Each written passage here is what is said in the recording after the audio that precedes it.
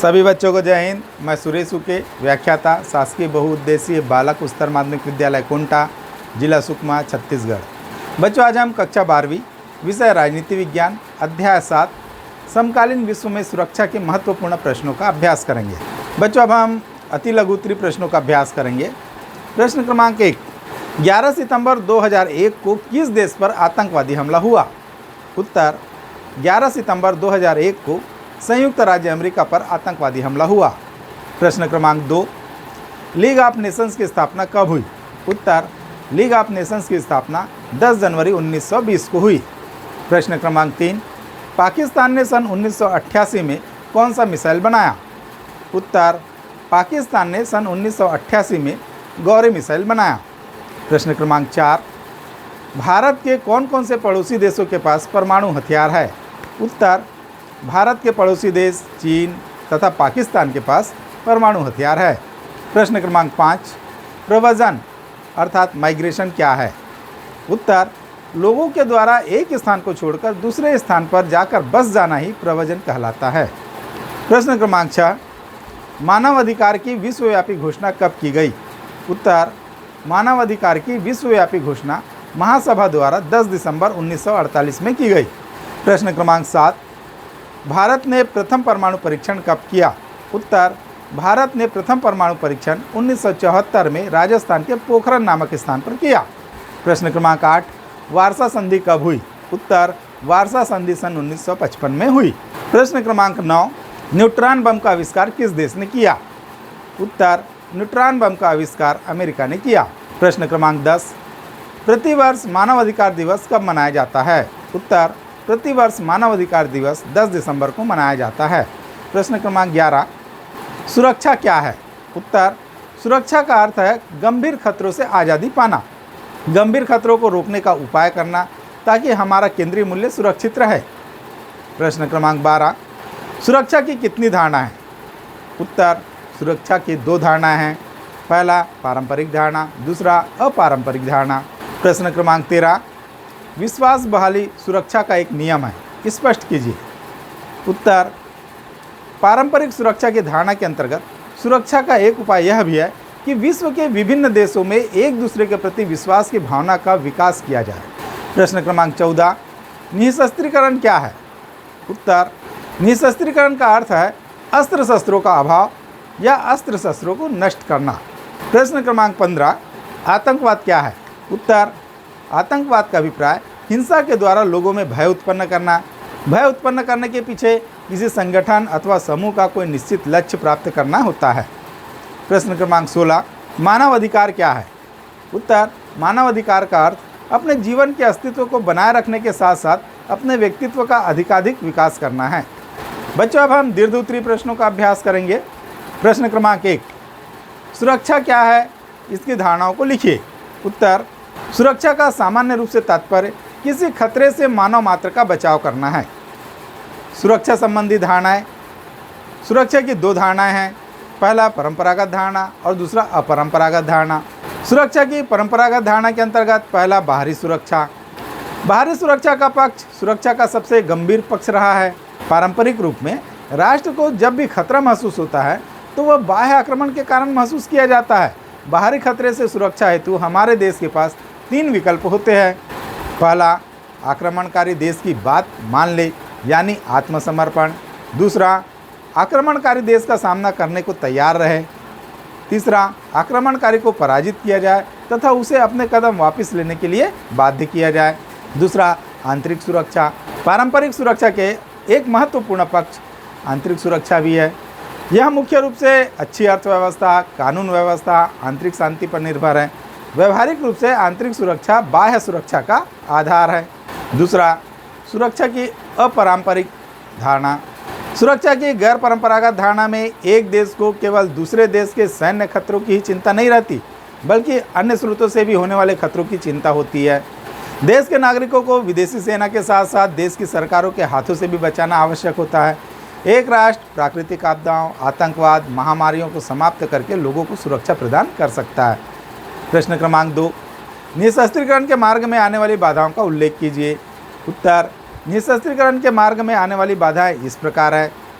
पहला, राष्ट्रों में परस्पर अविश्वास व सुरक्षा का भय है। मुख्यतः महाशक्तियाँ परस्पर निःशस्त्रीकरण की वार्ता करते हुए एक दूसरे पर अविश्वास करती है तथा एक दूसरे की महाशक्ति को अपनी सुरक्षा के लिए खतरा समझती है। दूसरा, अंतर्राष्ट्रीय स्तर पर राष्ट्रों की सुरक्षा की गारंटी न मिलना भी निःशस्त्रीकरण के मार्ग में एक बड़ी बाधा है। तीसरा, छोटे राष्ट्रों में महाशक्तियों के समान शक्तिशाली बनने की लालसा के कारण वे निःशस्त्रीकरण की ओर उदासीन हैं। वे भी अपने अस्त्र शस्त्रों के भंडार में वृद्धि करने के इच्छुक है। चौथा, निःशस्त्रीकरण की व्याख्या प्रत्येक राष्ट्र अपने अपने राष्ट्रीय हित को ध्यान में रखकर ही करता है। परिणाम स्वरूप निःशस्त्रीकरण की वार्ता विफल हो जाती है। पांचवा, द्वितीय विश्व युद्ध के बाद विश्व के दो गुटों में बढ़ जाने के कारण शीत युद्ध प्रारंभ हो गया, जिसके कारण रूस और अमेरिका के मध्य जबरदस्त शस्त्रीकरण की होड़ लग गई। अतः यह कहा जा सकता है कि निःशस्त्रीकरण को सफलतापूर्वक तथा प्रभावशाली ढंग से तभी लागू किया जा सकता है जब राष्ट्रों के पारस्परिक व्यवहार में परिवर्तन हो। विश्व के सभी छोटे बड़े राष्ट्र परस्पर आपसी विवादों को हल करने के लिए युद्ध की भयानकता व निरर्थकता को स्वीकार कर ले तथा हृदय से निःशस्त्रीकरण सिद्धांत को स्वीकार कर ले। प्रश्न क्रमांक 3, व्यापक परमाणु परीक्षण निषेध संधि को स्पष्ट कीजिए। उत्तर, व्यापक परमाणु परीक्षण निषेध संधि अर्थात CTBT सन 1996 में परमाणु निःशस्त्रीकरण की दिशा में CTBT एक नवीनतम कदम है। CTBT के मसौदे को 10 सितंबर सन 1996 को महासभा ने 3 के मुकाबले 158 मतों से पारित कर दिया। इसमें केवल भारत, भूटान और लीबिया ने इसके विपक्ष में मत दिया। मार्च 1997 में महासभा द्वारा पारित संधि के प्रारूप को व्यवहारिक रूप देने के उद्देश्य से वियना में CTBT संगठन की स्थापना की गई। सितंबर सन 1997 तक इस संधि पर 146 राष्ट्रों ने हस्ताक्षर कर दिए थे। भारत, पाकिस्तान और उत्तरी कोरिया ने इस संधि को भेदभाव बताते हुए हस्ताक्षर करने से इनकार कर दिया। यह संधि सभी प्रकार के आणविक शस्त्र संबंधी विस्फोट परीक्षण को प्रतिबंधित करती है, लेकिन परमाणु शक्ति संपन्न देश अपने परमाणु शस्त्रों को समयबद्ध कार्यक्रम के आधार पर नष्ट करने की बात स्वीकार नहीं कर रहे हैं। अतः स्पष्ट है कि उनका आणविक निःशस्त्रीकरण में विश्वास नहीं है। प्रश्न क्रमांक 4, आतंकवाद के कारण लिखिए। उत्तर, आतंकवाद का अभिप्राय। साधारणतः आतंकवाद का अभिप्राय हिंसा के द्वारा लोगों में भय उत्पन्न करना है। आतंक उत्पन्न करने के पीछे किसी संगठन अथवा समूह का कोई निश्चित लक्ष्य प्राप्त करना होता है। यह लक्ष्य राजनीतिक, धार्मिक, आर्थिक और व्यक्तिगत भी हो सकता है। आतंकवाद में ऐसे बर्बर हिंसक तरीकों को अपनाया जाता है जिन्हें आज के सभ्य मानवतावादी समाज में स्वीकार नहीं किया जा सकता। आतंक का एक अभिप्राय भय उत्पन्न करना है। भय उत्पन्न करके अपने उद्देश्य की पूर्ति करना ही आतंकवाद है। आतंकवादी की कार्यप्रणाली। आतंकवादी अपने लक्ष्यों की प्राप्ति के लिए सामान्यतः इन प्रमुख प्रणालियों को अपनाते हैं। पहला, राजनयिकों व प्रमुख हस्तियों का अपहरण करना। दूसरा, विमान, बस या सार्वजनिक वाहनों का अपहरण करना। तीसरा, सार्वजनिक नेताओं की हत्या। चौथा, तोड़फोड़ करना व आगजनी करना। पांचवा, बम विस्फोट, मानव बम, जैविक हथियार, रासायनिक हथियार आदि। छठवां, घृणा का वातावरण फैलाकर लक्ष्य प्राप्त करने हेतु निर्दोष साधारण जनों की व्यक्तिगत या सामूहिक हत्या करना। आतंकवाद के मूलभूत कारण इस प्रकार है। पहला, शोषण और अन्याय की प्रवृत्तियाँ।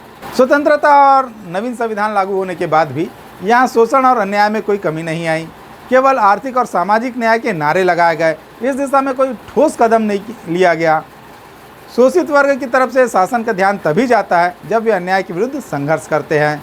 दूसरा, शासक वर्ग की कथनी और करनी में भेद। भारत में पिछले कुछ दशकों से भ्रष्टाचार उच्चतम स्तर से लेकर निम्न स्तर तक भीषणतम रूप में फैला हुआ है। इसके अलावा शासक वर्ग के कथनी और करनी में भेद होता है। इसके बावजूद राजनेताओं, अधिकारियों, उद्योगपतियों के वैभव और शान शौकत को देखकर समाज के शोषित वर्ग, निर्धन वर्ग, नवयुवक वर्ग में भारी आक्रोश भर जाता है। तीसरा, कानून और न्याय व्यवस्था में कमियां। प्रशासन की विभिन्न इकाइयों में जैसे विभिन्न राज्यों के पुलिस बल, सीमा सुरक्षा बल, अर्धसैनिक बलों, गुप्तचर पुलिस बल, इनमें उचित सहयोग की कमी का होना, शासन की आतंकवादी के विरुद्ध स्पष्ट नीति का न होना, आतंकवादियों को तत्काल दंडित करने की व्यवस्था का न होना ही आतंकवाद का एक प्रमुख कारण है। चौथा, बेरोजगारी। एक अनुमान के अनुसार भारत में शिक्षित, अशिक्षित, पूर्ण रोजगार और अर्ध बेरोजगार कुल मिलाकर के 15 करोड़ से अधिक लोग बेरोजगार है। बेरोजगारी की यह स्थिति आतंकवाद का एक बड़ा आधार तैयार करती है। पांचवा, अवैध शस्त्र निर्माण। आतंकवादी गतिविधियों के बढ़ने का एक प्रमुख कारण यह है कि भयानक और आधुनिकतम शस्त्र अवैध रूप से प्राप्त कर लेना बहुत सरल हो गया है तथा अवैध हथियारों के निर्माण का धंधा भी बड़ी तेजी से बढ़ रहा है। छठवां, आतंकवादी तत्वों को प्रश्रय। राजनीति में संलग्न व्यक्ति व्यक्तिगत व राजनीतिक लाभ के लिए अपराधी व आतंकवादी तत्वों को प्रश्रय देते हैं एवं प्रोत्साहित भी करते हैं। प्रश्न क्रमांक 5, निशस्त्रीकरण का आशय एवं पक्ष में तर्क दीजिए। उत्तर, निशस्त्रीकरण का आशय। निशस्त्रीकरण वह कार्यक्रम है जिसका उद्देश्य शस्त्रों के अस्तित्व और उसकी प्रकृति से उत्पन्न कुछ विशिष्ट खतरों को कम अथवा समाप्त करना है। निशस्त्रीकरण की आवश्यकता या पक्ष में तर्क। पहला, विश्व शांति की स्थापना के लिए। अंतर्राष्ट्रीय प्रतिद्वंदिता और तनावपूर्ण स्थितियां ही युद्ध के वास्तविक कारण हैं, क्योंकि इनसे ही शस्त्रास्त्रों की प्रतिस्पर्धा आरंभ होती है, जिसका अंतिम परिणाम युद्ध और विनाश होता है। निशस्त्रीकरण के माध्यम से इसे रोककर विश्व शांति स्थापित किया जा सकता है। दूसरा, आर्थिक हानि से बचने के लिए। अस्त्र शस्त्रों के निर्माण में बहुत पैसा बर्बाद होता है, निशस्त्रीकरण से इस बर्बादी से बचा जा सकता है। तीसरा, आणविक अस्त्र शस्त्रों से बचने के लिए। वर्तमान युग में आणविक युद्ध एवं विनाश से बचने का एकमात्र मार्ग निशस्त्रीकरण है। चौथा, पर्यावरण की रक्षा के लिए आवश्यक। परमाणु परीक्षणों ने पर्यावरण को बहुत प्रदूषित कर दिया है, निशस्त्रीकरण के माध्यम से इससे बचा जा सकता है। प्रश्न क्रमांक 6, निशस्त्रीकरण की दिशा में भारत के प्रयासों को संक्षेप में लिखिए।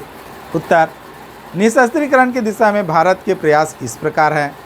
पहला, भारत ने गुटनिरपेक्ष राष्ट्रों तथा अंतर्राष्ट्रीय मंचों से पूर्ण निशस्त्रीकरण का पक्ष लिया। दूसरा, सितंबर सन 1973 से श्रीमती इंदिरा गांधी के द्वारा संयुक्त राष्ट्र संघ की महासभा में महाशक्तियों से आणविक शस्त्र भंडार समाप्त करने की अपील की गई। तीसरा, निशस्त्रीकरण के माध्यम से विश्व शांति के लिए Bharat, Argentina, Greece, Mexico, Sweden और तंजानिया के राष्ट्राध्यक्षों के साथ मिलकर एक अभियान प्रारंभ किया गया। चौथा, दिसंबर सन 1987 में निशस्त्रीकरण के संबंध में अमेरिका और रूस के मध्य संधि संपन्न हुई। इस संधि का भारत ने स्वागत किया। पांचवा, भारत आणविक शस्त्रों की प्रतिस्पर्धा को रोकने तथा पूर्ण निशस्त्रीकरण की दिशा में किए जाने वाले प्रयासों का समर्थक है। प्रश्न क्रमांक 7, आतंकवाद एवं हिंसा को समाप्त करने के उपाय सुझाइए। उत्तर, आतंकवाद एवं हिंसा को समाप्त करने के लिए हम उपाय इस प्रकार कर सकते हैं। पहला, विश्व के विभिन्न देश आतंकवाद पर प्रभावी नियंत्रण के लिए परस्पर सहयोग करें। दूसरा, आतंकवादी गतिविधियों में सम्मिलित देशों को विश्व स्तर पर आतंकवादी घोषित कर प्रतिबंध लगाया जाए। तीसरा, किसी भी राष्ट्र द्वारा किसी दूसरे राष्ट्र के आंतरिक विषयों में हस्तक्षेप नहीं किया जाना चाहिए। चौथा, आतंकवाद को समाप्त करने के लिए बेरोजगारी, अशिक्षा, सांप्रदायिकता को समाप्त किया जाना चाहिए। पांचवा, आतंकवाद के जन्म के कारण ढूंढना चाहिए तथा उसकी समस्या अगर समाधान करने योग्य हो तो उसका तुरंत समाधान करना चाहिए। सातवां, आतंकवाद निरोधक संयुक्त राष्ट्र सेना का गठन कर उसे यह कार्य सौंपा जाना चाहिए। सातवां, आतंकवाद को रोकने हेतु कठोर अंतर्राष्ट्रीय कानून बनाना चाहिए। आठवां, धार्मिक व वैचारिक कट्टरता का निषेध करके धार्मिक और वैचारिक समन्वय की भावना का विकास करना चाहिए। सारांश यह है कि विश्व स्तर पर मानसिकता में बदलाव आतंकवाद का एकमात्र उपचार हो सकता है। प्रश्न क्रमांक 8, सैन्य गठबंधन के क्या उद्देश्य होते हैं?